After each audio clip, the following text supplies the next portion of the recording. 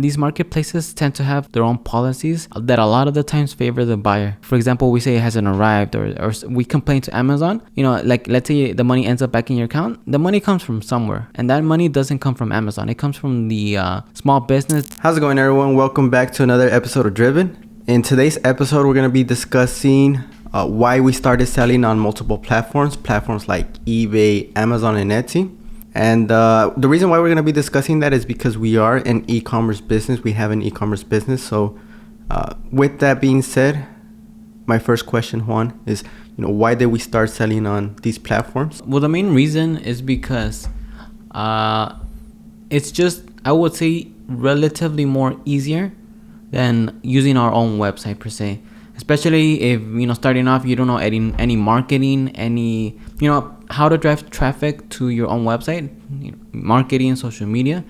Marketplaces are a really good place to start because they already have the traffic going in. Mm-hmm. And so it's pretty much just listing and just, selling. So definitely the reason why we started is because, that lack of experience. And I know you started selling some of the video games we had, like the Xbox games, the Xbox controller, and I think the Xbox. Yeah, and for situations like that, it definitely makes sense to sell it on marketplaces because it doesn't make sense to, do your own website and sell, the Xbox or, a few things here and there. So it just made a lot more sense to post them on eBay, which that's what I did back then. Yeah, that's where you started, huh? Yeah, that's where I started back in like 12 years ago, yeah. So that was your first introduction, eBay. And I know fast forward to around 2016, we started our first business, which was selling clothing. So with that, why did we decide to start selling on these marketplaces like eBay, Amazon, instead of going and building our own website? For one, I think we didn't know how to go about, building our own website. And the other one is because I've worked at places that sold on the marketplace successfully. Mm-hmm. And so I think it just comes from seeing that it had worked for others. And so, okay, it might work for us. And so that's pretty much where we started selling on, why we started selling on the different, and when I say different marketplaces, Amazon and eBay specifically. And eventually we did create a website. Mm-hmm. And so, which we sold a few things, not a lot, but we sold a few things here and there. But the marketplaces, especially for the business model that we had, it just made a lot more sense to list them on the marketplaces than our own website because we had a lot, one-offs. Yeah. We had, a bunch of different, like clothing, different brands. And so it just made a lot more sense to sell them on the marketplace for people that are looking specifically for those things, as opposed to, for example, like let's say a brand that has, that caters to a certain like demographic. Because we just had a lot of clothing for different people, and so in that case it just made more sense to list them on the marketplace. And I remember not used to, but I had an extra pair of shoes and I sold it on eBay, and it was pretty easy. It's just they tell you, you're gonna put a picture, you're gonna do the description of the title, and then you're gonna put the price, and that's pretty much it. It's pretty self-explanatory, and I think that's one of the reasons why we actually started with those, because it was easy. Yeah, it was easy instead, like how you mentioned, instead of building our own website. And another thing is, what are some of the benefits? I know, like, one of them, like I mentioned right now, is, like being very user-friendly, like especially for beginners. It's kind of like it takes you step by step, and then, like you list your item and, like it has potential to sell. So what are some of the other benefits that if you want to start something online that these marketplaces are going to have? I think the main one is the traffic that it already brings. So for example, like Amazon, people go there to be shopping. They're shopping for there. So pretty much if you list stuff there and people are looking for it, there's a good likelihood that they're going to find your stuff. And so it's just like the traffic that it brings. The other one, it's, the trust that people have on those platforms. Yep. Because, maybe you go to a website, you haven't heard of them. There's not a lot of information about them. So it's kind of hard to trust, and a lot of it might turn some people from buying, especially if there's no credibility for that website, as opposed to, like Amazon has, that A to Z claims. eBay has that, I think they guarantee. Yep. Etsy has a good customer service. Yep. What is the other one? The benefits? Oh no, what is the other one? I think that's all the marketplace. Yeah, and so pretty much it brings those, benefits. So like the traffic, that, they do their own marketing and whatnot. The safety, the peace of mind when you're buying from them, and also the ease of use. So it's like how you mentioned, it's relatively easy to list on those platforms. You take your images, you write a title, Yep. and you write a short description, and you're ready to list, and that's pretty much it. And I know there you could actually start your own brands. You don't have to sell like used stuff. If you want to, get into clothing and you don't know how to build a website, or, like maybe you have a good idea and you don't have a brand to back it up yet, that's also a good way. I know a lot of these Amazon sellers, eBay sellers, even Etsy sellers, they start their own clothing line for their brand. They come out with good products, good quality, and, like they list it there, and, they start growing. And sometimes, once they grow, now they start expanding to their website. Yeah, and so specifically Amazon, that's why you see a lot of brands, like a lot of clothing brands, a lot of different brands, a lot of tech brands, when it comes to accessories and, electronic stuff. There's a lot of brands that are built there. And then, they use that brand that they built on Amazon with all the reviews, all the sales, all the, social proof that people needed in order to trust that brand, and then they take it outside of that. Because and I guess we'll go into it, but and then there's because one negative about the marketplaces, which is the fees, the cost associated with it. So what are some of the negatives? So I think compared to your own website, the main negative is the cost, the fees. For example, Amazon, depending on the category that you sell, anywhere from I think it was 8% in electronics, okay, up to like I forgot. It was a high amount for jewelry. I think it was like 20, 25, 30%. Okay. Or 40%. I think it was something like really high. Okay. But then I think Amazon bases their fees based on the margins of the general margins of each particular category. Okay. Because for electronics the margins tend to be a lot lower, so the fees are a lot lower as opposed to jewelry, which is I think they have a really high fee. And then so that one, and then eBay, same thing, depends. I think it depends on the category, but I'm not fully sure. I think it's 10%, 9-10%, somewhere around there. Etsy, I think it was like between 6 to 7%. Okay.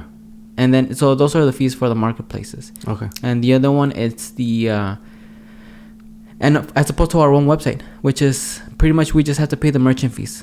What are merchant fees? The merchant fees are, when you have let's say you have a small business, in order to take payment, let's say through credit card, you need some type of a processor. Okay. And so, like, for example, there's Square, there's PayPal, there's, different processors. And so in order to take, the payments, let's say $100, PayPal, Square, they do charge you let's say a fee to take that payment. Okay. Usually it depends, but anywhere from 2 to 3% for each transaction, or for the sale. Yeah. And then each sale or each transaction is like around, it really depends on the processor, but 20, 30 cents per transaction. Okay. So let's say $100 for the transaction. Yeah. They charge 3%, that's $3. But then on top of that, they charge, let's say 30 cents. So that's 30 cents in fees for a $100 transaction. And that's just on the merchant fees. Yeah. Okay. And then going back to Amazon, same thing. If you have $100 or you sell something for $100, depending on the category you sell, from electronics, 8% to like jewelry, the highest like 30%. So if you had $100 and you sold you sold something for $100, if it's an electronic, you would be paying $8 in fees. $8 in fees. Yes. And then if it was something like jewelry, you would be paying like around $30 in fees. $40 in fees. So yeah. And then everything in between, like the categories, is just like depending on your category, like clothing, like 15-20%. I mean, around there. Yeah, it doesn't have to be specific, but like. Yeah, and so just for context, like kind of those examples, $100 in our own website and $100 in the, let's say, Amazon. Mm-hmm. Let's say we're selling jewelry on our own website. Pretty much the fee will be like, let's say, as an example, $3.30. Okay. You get $96.30. Okay. Or $96.70. Mm-hmm. To you. On Amazon, you would only get $60. Okay. So that's a huge that's a huge discrepancy there. So fees can get expensive on the marketplaces. So that's definitely one of the negatives of selling it on the marketplaces. And I know, like, whether you sell on the marketplaces or whether you sell on your own website, if you're gonna be on e-commerce, you're gonna have to pay for shipping. So because these carriers, they're not gonna ship your item for free. So either way, you're gonna have to pay. So What's the difference between shipping on these marketplaces versus shipping on your own website? It's almost the same.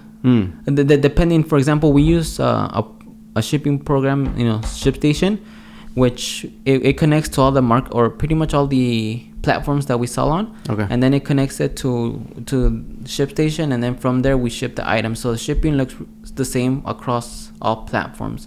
But if because I know it can be a little bit expensive, but if you don't have that, then yeah, like each platform has their own like shipping program or software. Okay. Or how to ship. You go on eBay, you could ship directly from there, Amazon, and so they all tend to be like really similar. It's just the interface that looks a little bit different. But aside from shipping, it's pretty similar. I guess the only thing is that Amazon, they have like a time frame where you should deliver the product, and they're a little bit more strict than other platforms. And then talking about Amazon being a little bit strict, and I know like it's the same for some of the marketplaces, but can you get kicked out from these marketplaces? Yeah, definitely.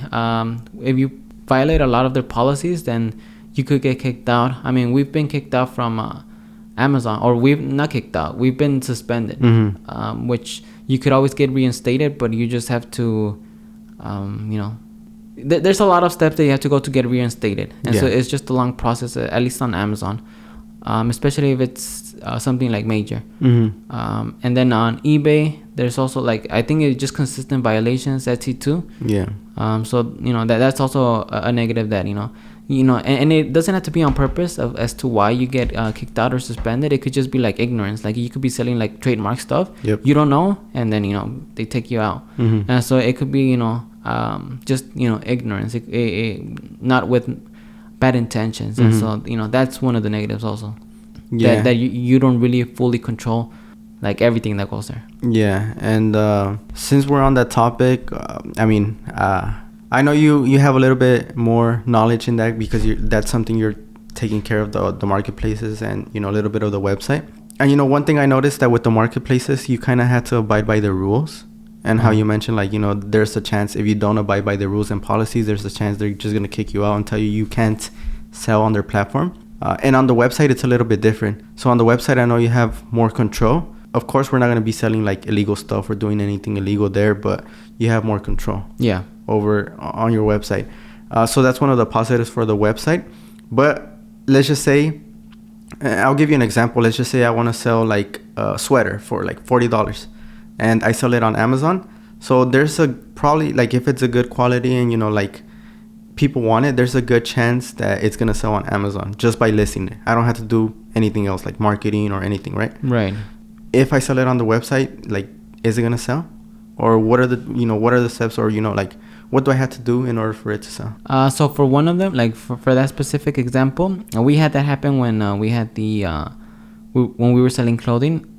It was just like organically people found it because it was like one of the items that we had was so unique and rare. I think it was a Ralph Lauren like jacket. They found it organically because they just looked for on Google Ralph Lauren jacket, and then organically they found it. And so organically people, if you put in like a good description and good title, people may be able to find you just based on a Google search. And that's on the website. Do I have to do extra marketing, or could I just leave it be? You're gonna have to do some marketing, some social media, depending on which route you want to go, in order to sell on the website. Because the sales aren't just gonna come. If you just have your website up and just have it listed, it's very hard for it to just sell on its own.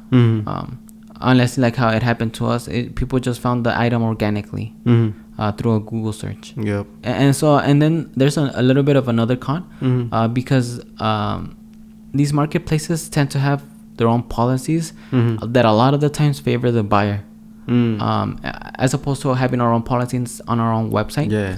Like for example, Amazon is very, very customer oriented and friendly, which is understandable. But a lot of the times when like for example, we say it hasn't arrived, or we complain to Amazon, like let's say the money ends up back in your account, the money comes from somewhere. And that money doesn't come from Amazon. It comes from the small business that may have been doing the right thing, shipped your item, it got delivered to you, and let's say you don't like it, or for whatever reason, and you get your money back.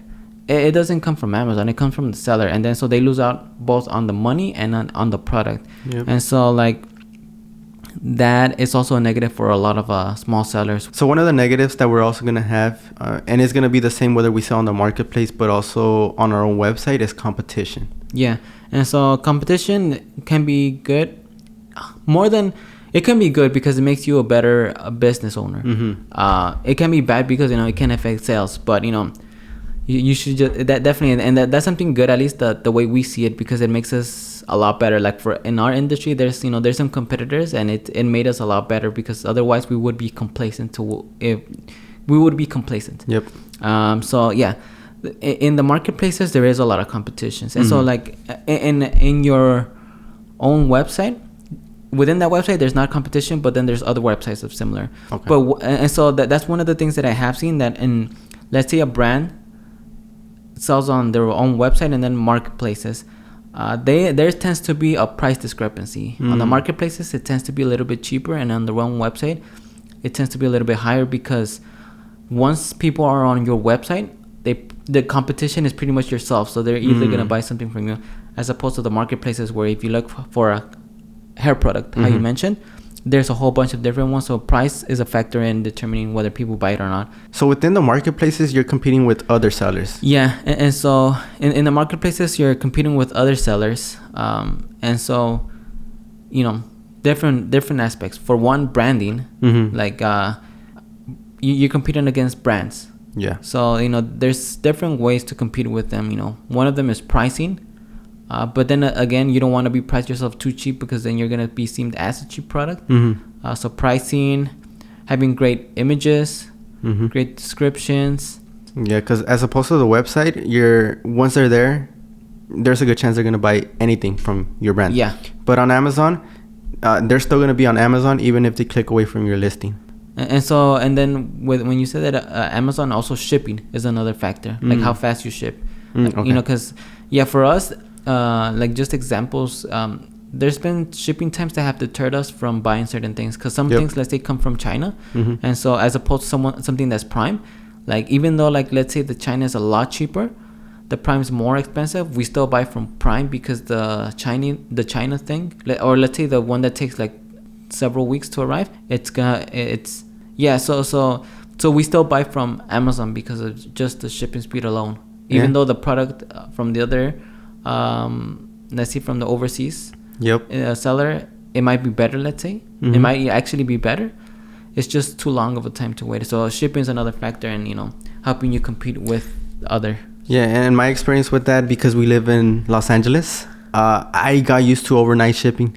So like I order something, I get it delivered the same day. So I order something like at 5 a.m, it's gonna get delivered by 11 a.m. 11 to 5.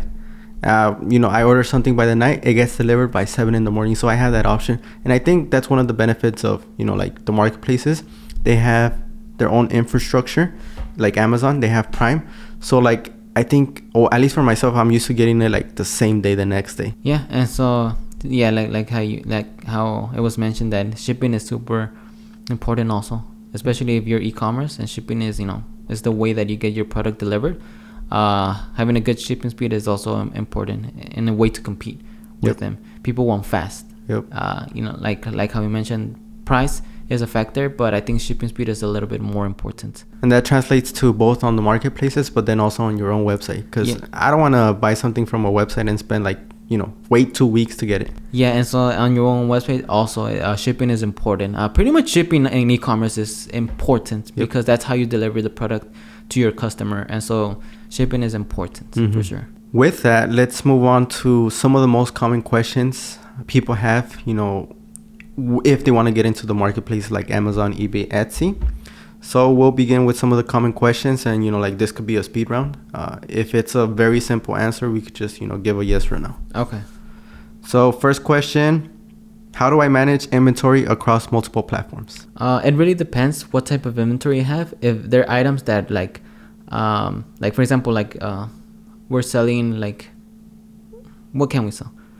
Let's say we're selling microphones like this. You, in that scenario, like, because let's say you have 1 or 2 of them, and you're selling on 4 different platforms and it sells on one, you're gonna need to have something that tells the other marketplaces that it once sold, and so you will need to get a inventory software. I forgot what they're called, but there's different ones like Sellbrite, Ecom Dash, and other ones that, for example, that integrate all the marketplaces and you run your business, or at least your inventory, through there. You tell the market, the software that you have 2 of these items, and then it tells the different marketplaces when one sells, it pretty much takes them from the other ones. Next question: how can I differentiate my product on each platform? Well, like we had mentioned, one of them is build a brand around the products that you sell, and I know it's harder said than done. I mean, it's easier said than done. Okay. But once you have a brand established, it's a lot easier to make the sales. But yeah, that providing like really good customer service, because then that could lead to good reviews. And so another one is good reviews. Having good reviews on your products definitely helps sell your products. Shipping speed is another factor. Quality of the images and or videos, because videos is on all marketplaces you could start listing or posting videos of your products, and then having a good description of the product that you're selling. Here's another one: how do I handle customer service across multiple platforms? So for that one, for a long time, like the way we did it is just eBay, we just answered directly on eBay, Etsy on Etsy, Amazon on Amazon, and our own website through email, I think it was. So that's how we used to do it. But because things got a lot, there's a lot more messages that we had now, we decided to use a third-party software that connected all the marketplaces and then just had funneled all the questions or emails down to that platform, and then we answered from there. Next question: can I use the same product descriptions and images across all platforms, or do I need to customize for each? Yeah, pretty much you could use the description on all platforms. It's just that the interface might be a little bit different. So like some of them, like you can only post a certain limit. In the general sense, you could use the same description, but it might look a little bit different on each platform. So with that was some of the most common questions people have if they're interested in selling on these platforms like eBay, Amazon, and Etsy. But just to recap, if someone wants, or someone is deciding whether to start selling on online e-commerce, if they want to decide either to go the route of building their website or going through the marketplaces, or doing both, what would you recommend just in general?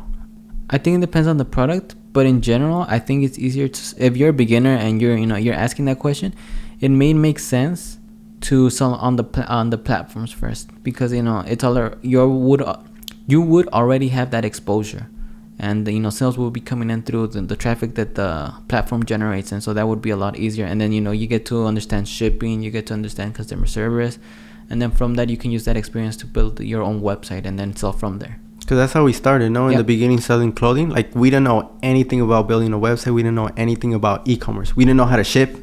We don't know how just to put it out there. Yeah. And so the marketplaces guided us, and like how you mentioned, it just depends from person to person.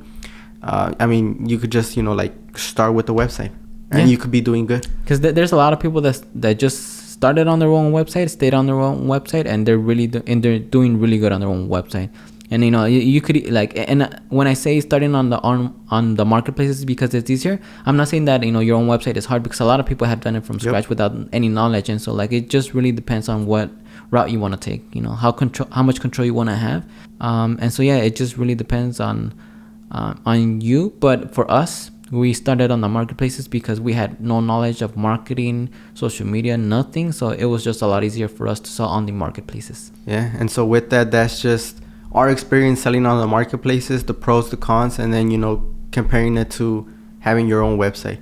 But with that, if you guys do have any questions, feel free to comment down below. But with that being said, my name is Alexis. My name is Juan. And we'll see you on the next episode.